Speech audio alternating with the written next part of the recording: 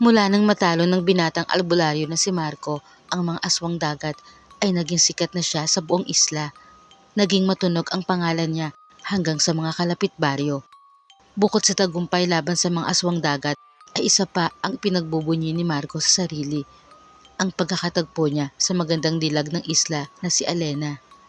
Mula sa bago niyang sanggandikit na si Arman ay nalaman niyang si Alena pala ay kaisa-isang anak ni Kamanding, isa sa mga matatanda sa isla na siyang nakakaalam ng maraming bagay tungkol sa istorya ng isla at siya ring nakakakilala ng mga naninirahan dito. Dahil sa nagawang kabayanihan ni Marcos sa isla, kaya pinahintulutan siya ni Kamanding na ligawan si Alena. Lingit sa kanila, ang lalaking kumontra noon sa kakayahan ni Marco bilang albularyo ay may lihim ding pagtatangi kay Alena at hindi siya papayag na mapunta ang dalaga sa binatang albularyo. Ang lalaki ay si Dario, ang binatang anak ng yumaong mangkukulam sa isla. Naging masugid ang panliligaw ni Marco kay Alena. Hindi rin naman maitago ng dalagang isla ang kislap ng mga mata niya sa tuwing kaharap at kausap ang binatang albularyo. Kaya hindi nagtagal ay naging sila, bagay na hindi matanggap ni Dario, kaya isang maitim na plano ang nabuo sa isip niya, isang pagpapasyang magdadamay sa mga inosenteng tao sa isla.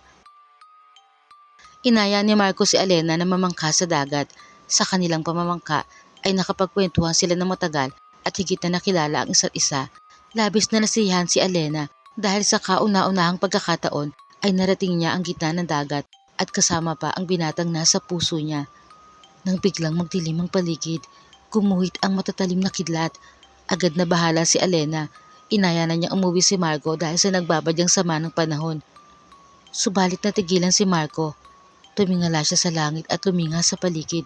Aniya, ang sama ng panahon ay hindi natural.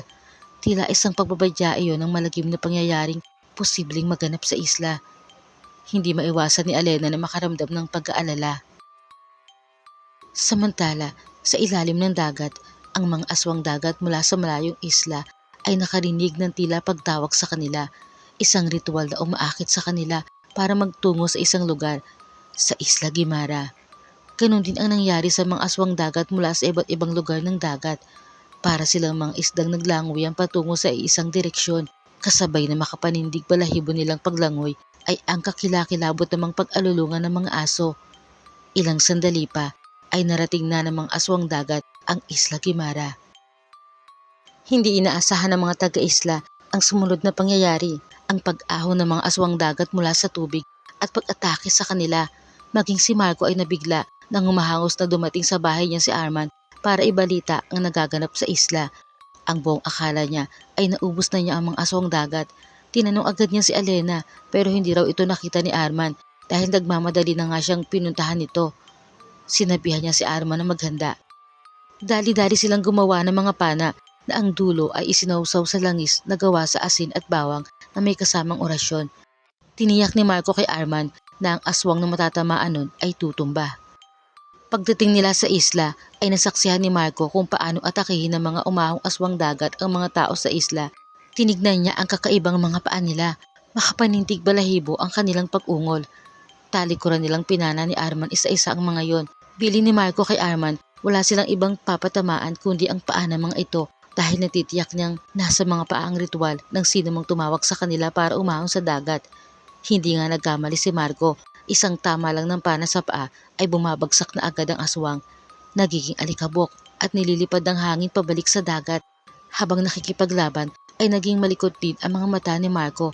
Hinahanap mula sa mga nagtatakbuhang tao si Alena hanggang sa makita niya ang ama nitong si Kamanding na inaatake ng isang aswang dagat. Tinulungan niya ang matanda. Agad niyang tinarakan ng punyal ang aswang at malapitang tinusok ng pana ang mga paa nito. Nagpasalamat si Kamanding at sinabing posibleng si Dario, ang anak ng mangkukulam, ang may gawa ng panganib na yon na bumalot sa isla. Maaring ikinagalit daw nito ang pakikipag-ibigan ng anak niya kay Marco dahil sa tingin niya ay may lihim itong pagtingin kay Alena.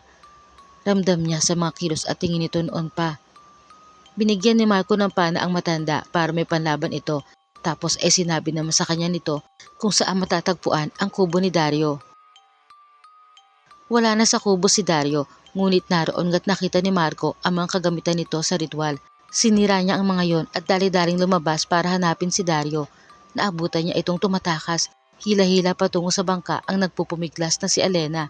Galit na pinana ni Marco ang lalaki sa likod kaya't nabitawan nito si Alena. Sa kabila na yon ay matatag pa rin itong nakatayo at tumatawa pang sinabi na si Alena raw ay kanya at ang lahat ng mga taga-isla ay dapat lang namamatay. Hiniling niya kay Marco na ipaubaya sa kanya ang dalaga para na rin sa kaligtasan nito. Isa lang ang tugon ni Marco kay Dario. Nababaliw na siya. Nagpambuno sila, kumulong sa mabuhanging lupa ng isla, nagpalitan ng suntok at sipa. Ngunit nakalamang si Marco dahil sa pana ni Dario sa likod. Nang isang aswang dagat ang lalapit sana kay Alena, ay itinulak ni Marco ang anak na mangkukulam dito, kaya ito ang nasagpang sa halip na ang dalaga. Umalingaw-ngaw ang nakabibinging sigaw ni Dario, habang si Alena ay mahigpit na yumakap kay Marco. Sa pagkamatay ni Dario, ang mga natitirang aswang dagat ay kusang nagbalikan sa dagat at naglangoyan pailalim. Muli ay nagtagumpay ang binatang albularyo na maibalik ang katahimikan sa isla habang mahigpit na hawak ang kamay ni Alena.